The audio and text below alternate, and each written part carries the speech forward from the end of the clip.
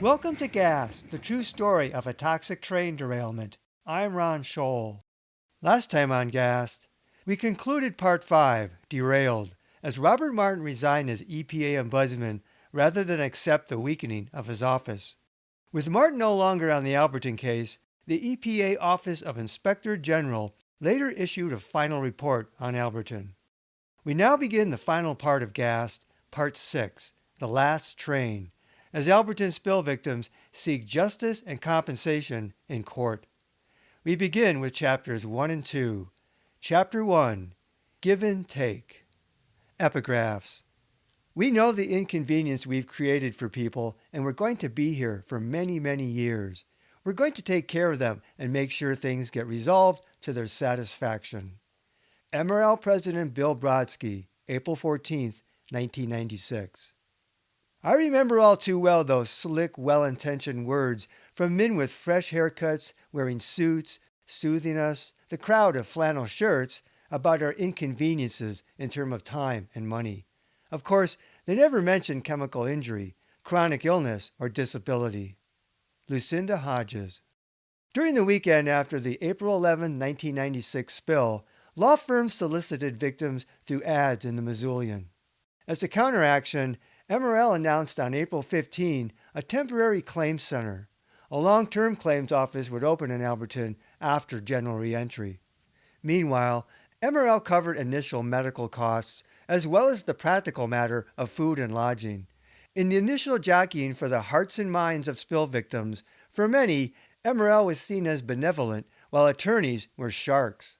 While lawyers solicited with ads and cards, MRL's claims adjusters spoke directly at evacuee meetings. The Missoulian reported April 16 on assurances made to residents. J. Randall Little of Railway Claims Services, hired by CNA Insurance, the general liability carrier for MRL, spoke to the crowd. Montana Rail Link will make sure every claim that you have will be satisfied, Little promised in response to attorney ads. Every dime that you lose will be taken care of. That is the pledge of Montana Rail Link. In addition to paying for an estimated 400 motel rooms and issuing food and clothes vouchers, Little had advanced about $45,000 cash to evacuees to use whichever way they see fit, he said. Some people were unable to work because of the evacuation or their health and needed cash until lost wages were settled. While MRL was responsive to immediate needs and costs of the spill, toxic tort lawyers turned a jaundiced eye toward the long haul. A Minneapolis attorney told the newspaper on April 15 that people don't realize they need to see a doctor right away to document what's going on. Baseline medical documentation was helpful as well. It was in MRL's interest to settle claims quickly, especially if health problems became chronic. During the evacuation period, assurances by officials and doctors that the vast majority of people would recover within days or weeks worked to MRL's advantage to prime victims to settle early. The first lawsuit surfaced in the Missoulian on April 17. Ronald Dale Williams, residing half a mile east of the derailment site, filed suit in county court through attorney Xander Blewett of Great Falls. The claim went beyond the continuing lung and throat problems that Williams reported 5 days after the spill. Blewett attacked the safety history of MRL since their 1987 purchase of the Southern Line from Burlington Northern. Safety signaled liability issues and potentially punitive damages. Blewett said countless Alberton victims had complained to him about many acute ailments, including lung problems. He recounted a case from 1989, a man caught in an unspecified chemical gas from an MRL derailment in Helena, Montana. The man's problems worsened over time, and he now has reactive airways disease, Blewett said. 7 years later, his problems still aren't over, he said. This ominous and illuminating health message was buried in the back page story. The initiation of a lawsuit the first week of the spill and reports of countless people having talked to lawyers suggested that many victims distrusted assurances that their symptoms would be temporary. Some victims may also have become angry and wanted to make MRL pay for gassing them. For some observers, the filing signaled a money grab. No attorney pitched to anyone during the meetings. Evacuees did hear MRL's claims adjusters make promises and reassurances from the podium and in one-on-one meetings when public questions were discouraged. Tension over potential lawsuits was understandable. Not only was MRL responsive to immediate needs, Alberton was an old railroad town. Attacking the railroad, even one that didn't run through town anymore, was akin to attacking Alberton. A resident at the April 17 meeting told a receptive crowd she had a lot of trust in what has been going on so far, and I really don't want to show a lot of my interest elsewhere. I think you, MRL, have more than compensated us for our losses at this point. After all, this mess, as far as anyone knew, was an unforeseeable accident. While they didn't publicly pressure evacuees to resolve claims prior to general reentry, behind the scenes, MRL quietly made their own solicitations. Scott Duncan lived with his wife about 3.5 miles up 9 Mile Creek, an area not evacuated. Duncan had smelled the gas cloud and had minor symptoms. Within a week or two after the spill, the Duncans received a letter from MRL, who wanted to give us $500 total for the inconvenience, Scott Duncan said. It sounded like a courtesy if we were inconvenienced in any way because of the spill. And then when we went down to collect the $500, that's when they had you sign a document stating that you wouldn't sue them. There was a deadline attached. For a cheap price, MRL could avoid the inconvenience of a larger claim or lawsuit. It was never too early to pick low-hanging fruit. We kind of thought, yeah, I kind of smelled it and tasted it, but I didn't think we really got nailed or gigged by it, as had friends in Alberton, Duncan said. We just went ahead and signed and got the $500 check. Part of his reason for signing off was moral, Duncan explained. You don't feel right about taking advantage of the situation if we don't know what's happening. And some people were like, hey, let's get what we can and run. Conversely, many victims argued that this described the strategy of MRL. Give a little and quickly sign people off, making any later chronic illness irrelevant to MRL. Of course, we were dealing on a complete body of ignorance, Duncan admitted, emphasizing the other side of we don't know anything. But I do know that ever since that happened, that I've had some respiratory problems and some other things going on. I just kind of figured that we were far enough away that it wasn't going to affect us as badly as the others. I'm still living in kind of a limbo in that respect, he said years later. For $500, $250 per Duncan, MRL eliminated any ambiguity for themselves. While MRL's maneuvering went unpublicized, letters to the editor accused some people of, quote, greed and self-indulgence, and expressed disgust with talk of lawsuits, resulting in a pushback by spill victims and supporters. The Alberton area quickly became a community divided between evacuees who were sick and those not, between those wanting to go home and those fearful of what might await them. The spill victims who were most sick and afraid were more likely to talk to lawyers. Greed, to whatever extent it motivated some people, would likely play a part, just as MRL was highly motivated in the long run to save money from claims and lawsuits, another form of greed if compensation were justified. In its only editorial during the evacuation on the day of full reentry, the Missoulian defended MRL's response as, quote, something special. From the start, the Missoula-based railroad has accepted full responsibility for the accident. Note, MRL never admitted liability for the derailment, and the cause was yet undetermined. The editorial noted that, in light of the potential liability, quote, millions of dollars at least, MRL could have been expected to summon the lawyers and do whatever it could to limit its liability. But MRL's first instinct was to protect people, the editorial said. This was naive. MRL summoned its lawyers almost immediately. Moreover, the initial costs were insured, which MRL needed to pay out in order to reach the next tier of coverage. Those costs also bought goodwill prior to the claims process. The editorial then levied this charge. MRL had, quote, pledged to cover all costs, despite that some opportunists are taking advantage with lavish meals and questionable purchases.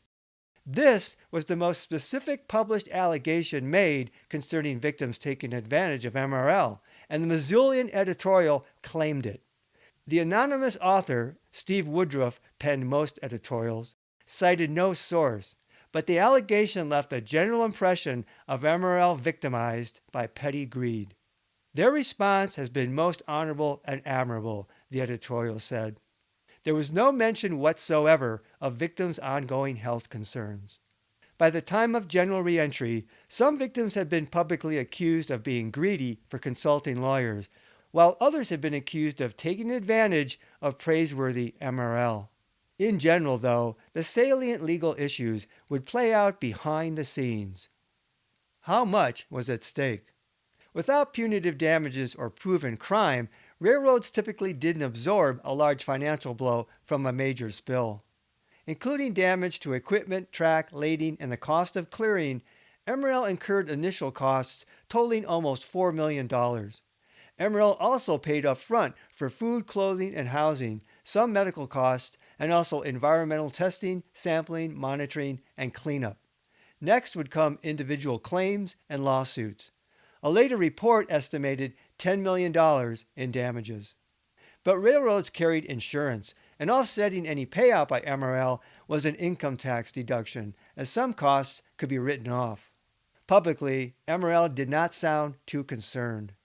In June 1996, President William Brodsky announced that MRL had not tallied the total cost of the derailment yet, but the company was, quote, extremely solid financially.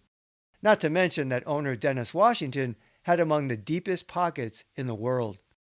Employees, however, would feel any loss, he warned, because of profit sharing. Brodsky reported that despite some lawsuits, most victims had been settling claims. He felt that because Alberton was a railroad town, most people were understanding, he said. Brodsky's public pitch to settle. Another way to interpret this was that most Albertonians had a bias toward the railroad and sympathized that the spill was a presumed accident. Brodsky appealed to that sentiment. Many victims asserted that such railroad allegiance opened the chasm between those who questioned the safety of returning and those who didn't, those who sought lawsuits and those who didn't, and even influenced those who admitted symptoms in the aftermath and those who didn't. Regardless, Brodsky clearly implied that lawsuits might hurt railroaders, but not so much MRL. Between health officials' assurances and sentiment toward the railroad, MRL had leverage regarding claims. MRL set up tents and trailers as a short-term claims center in Alberton on April 30, 2 days after general reentry. Time to settle up. Many people were motivated to settle quickly because of financial considerations, lack of serious health issues, or both. But cracks soon appeared in MRL's wall of reassurance.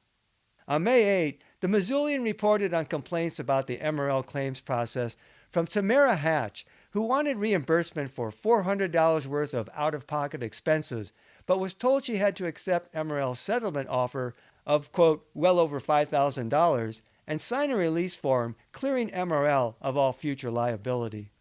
According to Hatch, MRL effectively held her expense money hostage. An adjuster contradicted Hatch's story. They are receiving reimbursement of those expenses, he said. We're not forcing settlements on anybody. Local attorney Matthew Modine said that many companies withheld out-of-pocket expenses until people settled. If they just give out that money, there's less leverage. That's why people end up with lawyers, he said. Another anonymous woman reported that she too had been denied out-of-pocket expenses absent her signing the release. This report came 6 days after Alika Rutland's article on the Crisco's family's abandonment of their home.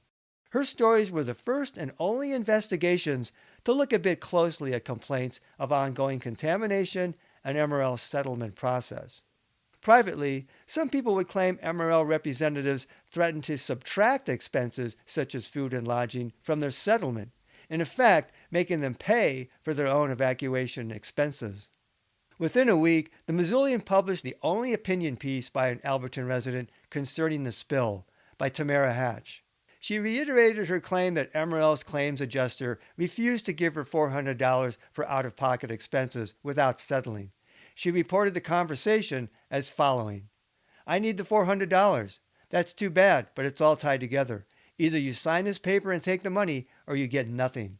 So what kind of money are we talking here? For you, at least $5,000. Just think what you can do with that money.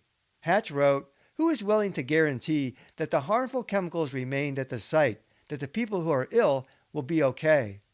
But news about the settlement process evaporated after this brief exposure. Many residents sought legal advice. Compensation was only part of their concern. They felt there were too many unanswered questions about their health and home environment. That May, groups of spill victims and activists met with lawyers, and one topic concerned MRL's settlement offers. Will Snodgrass noted Petty Creek residents reporting being offered $3,000, $5,000, or $8,000. Snodgrass quoted an attorney. "Those 5,000 to 7,000 settlements are like Bhopal, India," referring to the Union Carbide chemical leak disaster of 1984. But reports of much lower amounts would surface. "It was a bribe," said one activist about the amounts of money people settled for early on, when most vulnerable.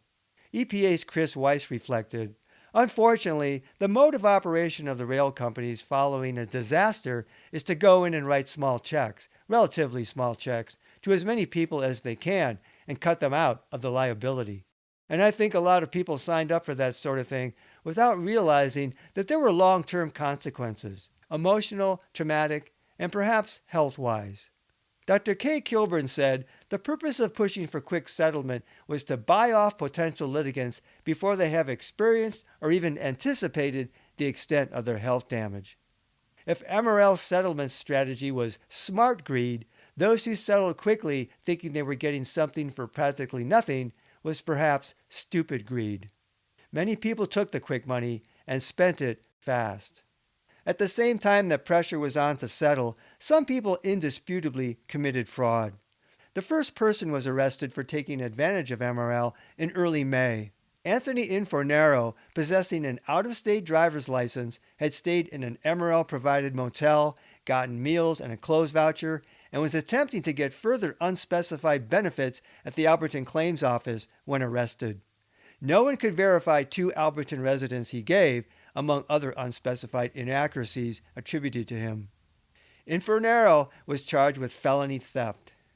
Mineral County Attorney Sean Donovan reported other likely abuses, mainly tied to people seeking free meals. Such people were victimizers, not victims of the spill, but their fraud further tainted public perception of claims in general. The investigations into abuses ultimately netted few charges. False claims by people not exposed amounted to small potatoes.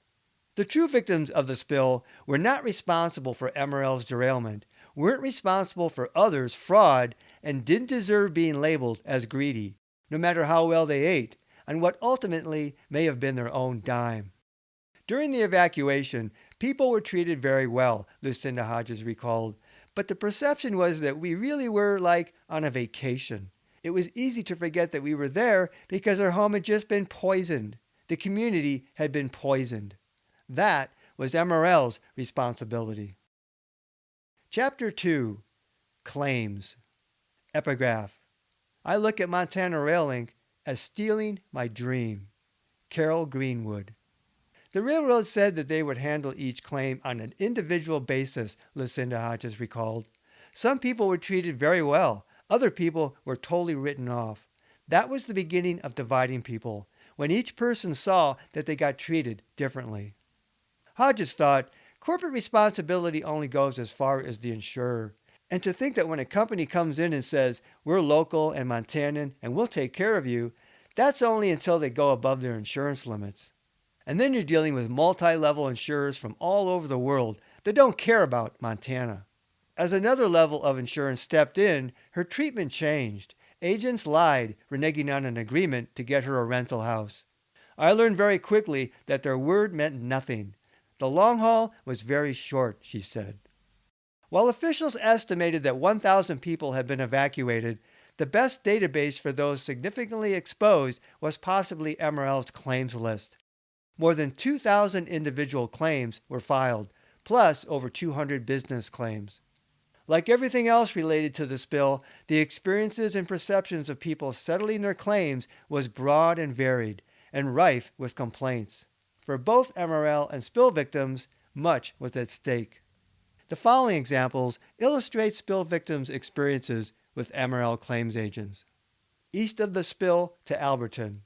Orvin Crowder of South Frontage Road had a letter from Dr. Rick Neumeister stating that I definitely shouldn't go back to work because of my eyes. And they said, okay, you bring in the proof of what you were making and we'll pay your wages. So they did, up to the $10,000 mark, $5,000 apiece, and then they just cut us right off with no explanation. The cutoff and attitude of the claims adjuster drove the Crowders to seek a lawyer. Alberton volunteer firefighter Terry Fairbanks said, I was forced to settle. At the time of the derailment, I was on welfare. Somewhere along the line, Medicare was getting billed for my migraines and MRL was not paying for it. And I got charged on welfare fraud.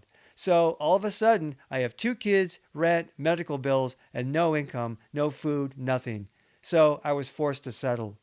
Fairbanks still couldn't afford all her medications. My migraine medication for 2 injections is $158. Like I said, I am no longer on the inhalers. I couldn't afford the cost. Randy Crisco felt pressured and intimidated. The claims people kept saying, this is your last chance. If you don't take what we're offering you now, then that's it. You're done. His wife Tammy asked the agent about the safeness of their house. I never got so mad as to the point where, when one of the claims agents told my wife that she was crazy, that she was just having paranoid delusions. The Criscos joined a class action lawsuit. One agent made the comment to us, you know, Randy, he said, it would have been easier if you'd all just been eliminated. He said, we would have had less payouts and a lot less problems. Crisco knew of people who received as little as $500. It just depended on how bad you needed the money at the time, I guess. Like many others, Tom Wheeler wanted a settlement to cover future medical expenses related to the spill, which MRL's claims agents refused. He waited over 2 years to settle, waiting to see if his lungs improved. Wheeler said, there were some old people in town I thought they treated them pretty poorly, but the old folks have to eat. Still, some of those people seemed grateful, he said. You know, we didn't have nothing before this. We got to go to town for 17 days, and then they given us $1,000. Wheeler knew of others offered less. The Wheelers thought the average settlement was about $4,000 or $5,000 per person, but rose the longer one held out. The Graffs appreciated their treatment by MRL during the evacuation. But once we got back home, it was screw you, see you later, buddy, Mike Graff recalled of the claims tent in Alberton. They said, it will have no effect on you for the rest of your lives. Once you're better from it, basically, well, then you're cured. Graff's wife, whose bronchi were burned, was assured she would be fine after healing. She described the claims agents as fast-talking, high-pressure salesmen. The Graffs needed the money. Mrs. Graff recalled, I said, how about putting it right in there? No problems directly related to this. No, you don't have any. If we have to go and do that. Basically, they told us if we didn't sign that paper before we walked out of the door, that we were looking at a courtroom, and we couldn't go home and talk about it. The Graffs signed. Kathy Finneman said, I tried to settle with them, and Dale Roos just laughed at her settlement counteroffer. When I said that I didn't think that was enough money, he said, well, I guess we'll just take your hotel bill and food bill off that amount, so here's what you're going to get. With this threat of having to pay for their own evacuation costs, the Finnemans ultimately hired attorney Ted Lyon. I even offered MRL that I would not take any money if they would pay my health insurance to ensure that I would have health insurance in case something happened. Of course, he just laughed at me. Patty Freese settled her claim the summer of 1996. While MRL did not deduct food costs from her settlement, Freese said they deducted the clothes voucher. We'd gotten some things from Penny's, and they deducted that from the settlement, she said. In lieu of a motel, the Freeses stayed the entire evacuation at her daughter's home, and Patty wanted her to have compensation. They gave her the money and took it off the settlement, Freese exclaimed. The Cloud family settled within 2 weeks of reentry, which Ben later regretted. Forced to leave Alberton because Jolene had severe asthma triggered by the contaminated environment, the family returned to the Crow Reservation. Cloud wanted compensation for the value of their new home in Alberton, which they lost to foreclosure. He also lost his better-paying job in Missoula. Cloud estimated his total short-term losses from the spill at between $100,000 to $200,000, beyond any medical costs. I felt I was being really railroaded into making a settlement with the company, he said. A Native American, Cloud felt race played a factor after hearing that other people he knew received much more. I just got so upset I said, okay, I want this to end. So he settled and left. Jolene had wanted to settle separately because of her medical concerns. I asked them if I could take my name off of the settlement, and them guys wouldn't even do it. No, it has to be a family settlement, they said. Note, adults have a legal right to settle individually. Claims agents set up their tent near the Sidetrack Cafe where Sandy Halbert worked. They were trying to give them the least amount of money at the beginning they could and get them to sign that release, she said. I knew a lot of the people that were, they get $5,000 and they think, oh, goody, drug money. There was a lot of money in town. This is a very poor town. It's extremely poor. There's a high incidence of welfare. But the bars were hopping. It was just a big party atmosphere for a lot of people. Then the claims agents would come in the cafe, Halbert said, and they would be laughing. I just felt they were giddy about the prospect of getting as many people as they could to sign these papers. Halbert had the impression of a basic formula of $5,000 per person with a $20,000 cap per family. The people that were really bothered by this, like my husband and myself, we didn't go settle for anything because we knew that there were going to be ongoing health problems, she said. Being assertive helped, she thought. The people that backed down, and the people that didn't got paid. That made me furious. When Halbert tried to settle for $20,000, she got a rude awakening. At the time, her husband owed his ex-wife $5,000 in back child support. Our expenses during the time we were evacuated came to like $2,300, the motel and everything. When we went in to talk to those guys, they had a letter from the child support Montana state thing saying that if we got any settlement, $5,000 of it had to go to the child support. How he even found out, we have no idea. But he handed a letter to us and said, well, expenses were $2,500 to $2,300 for the motel. I would say we're about even. And I looked at him and I said, you have got to be kidding. Halbert eventually filed a lawsuit. All I wanted was for MRL to cover our health expenses like they said they would in the beginning. They promised they would be there for us for the rest of our lives. After they started refusing to pay the medical bills, that's when I got pissed.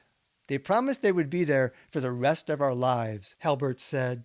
When they first started giving money to people, it started out as a couple $1,000s to the first ones who settled, Colleen Howard recalled. When time went on, it was $3,000 or $4,000, and then it was $5,000. So the people who settled at first were mad because they ran in there and got their money right away. It got real ugly. Around the fall of 1996, MRL ceased medical payments to Howard. I think it was because they knew that anybody who hadn't settled at that point was probably going to sue. We weren't just going to settle for a few $1,000s until we found out what kind of health problems, if any, we were going to have. The Howards filed a lawsuit. Tamara Hatch had accused MRL of holding hostage her $400 out-of-pocket expenses, which MRL publicly denied. And that was such a lie, Hatch said later, which others corroborated. Hatch had been leery of MRL's initial largesse anyway. The only money I spent was what I had to. I didn't take any of the clothes. I didn't like the way they set that stuff up. I felt like they were buying you, in a way. My suspicion is the bottom line is to keep people as happy as you can, buy them off as quickly as you can, and make them feel like they owe you so they will sign that piece of paper that says that you won't hold them responsible. In need of money for unrelated health reasons, Hatch settled that summer. Offered $5,000 to settle, she said. MRL subtracted off the $400 after Hatch gave them the bill. Thomas Wakeman of the Indian Bible School settled that June. He felt that for his and his children's health problems, the settlement was a mistake. When I have to see them sitting there taking the bronchodilator because they can't breathe, then the amount of money that we receive from MRL is just a pittance. Because nothing can get my daughter's clearness of breathing back. Mineral County Commissioner Charlie Rock described his settlement as reasonable and thought MRL responded well. Montana Rail Link was real good with people, he said. They were with me because I helped them a lot too and worked with them. The railroad got blamed for this, but they treated the majority of the people great, he said. The majority of those interviewed did not agree. Next time on Gas, the true story of a toxic train derailment. We continue the chapter on claims as Alberton spill victims recount their experiences with Montana Rail Link claims agents. We also look at the case to be made for exposure to chlorine and other chemicals in the Alberton spill. Until then, this is Ron Scholl. Thanks for listening. This podcast is adapted from the book Gas, the true story of a toxic train derailment. Visit Amazon.com to see the 2-book series. To access support material in the book, such as maps, photos, illustrations, and video links, visit my Facebook page Gas, the true story, or watch my Gas playlist on my YouTube channel at RL Scholl.